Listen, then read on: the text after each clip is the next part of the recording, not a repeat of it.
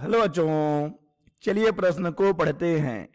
वाटहीन धारा का क्या अर्थ है? चलिए सबसे पहले हम लिख लेंगे मूल अवधारणा। मूल अवधारणा जिस पर कि यह प्रश्न आधारित है। बच्चों, यह प्रश्न आधारित है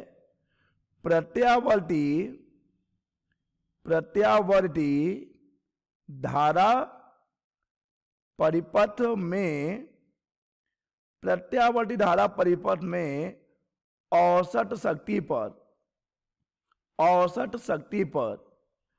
बच्चों, हम जानते हैं कि प्रत्यावर्ती धारा परिपथ में औसत शक्ति का सूत्र होता है P बराबर V RMS I RMS वर्ग माध्य मूल V और I के, और बच्चों गुणा करेंगे हम cos फाई का, जहां पर कि बच्चों फाई होता है V और I के मध्य कलांतर।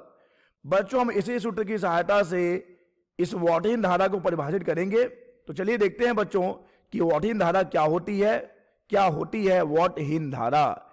बच्चों, जैसा कि हमने अपने मूल अवधारणा में लिखा कि प्रत्यावर्ती धारा परिपथ में औसत शक्ति का सूत्र है P बराबर V RMS I RMS cos phi. अब देखिए बच्चों, फाई V और I के मध्य कलांतर है। फाई जो है बच्चों क्या है? फाई है कलांतर। अब अगर बच्चों हम बात करते हैं ऐसे प्रत्यावर्ती धारा परिपथ की जिसमें केवल एक प्रेरक कुंडली हो, या फिर बच्चों एक ऐसे प्रत्यावर्ती धारा परिपथ की जिसमें केवल संधारित्र हो, तो बच्चों हम जानते हैं कि केवल प्रेरक कुंडली या फिर केवल संधारित्र वाले प्रत्यावर्ती धारा परिपथ में V और I के मध्य कलांतर होता है बच्चों पाई/2 रेडियन का। V और I इन दोनों ही प्रत्यावर्ती धारा परिपथ में V और I के मध्य बच्चों कलांतर होता है पाई/2 रेडियन का।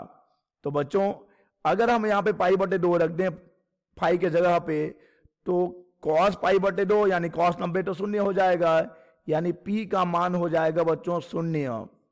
अतः बच्चों परिपथ में धारा तो प्रवाहित होगी मगर शक्ति का क्षय नहीं होगा, और ऐसे ही धारा को बच्चों हम कहते हैं वाटहीन धारा। तो चलिए अब हम इसे परिभाषित कर लेंगे। शुद्ध प्रेरक युक्त या शुद्ध संधारित्र युक्त एसी परिपथ में जिसका ओमीय प्रतिरोध शून्य होता है, कोई धारा प्रवाहित होती है तो उस परिपथ में प्रति चक्र औसत शक्ति शून्य होती है, अर्थात उस परिपथ में ऊर्जा क्षय बिल्कुल नहीं होता।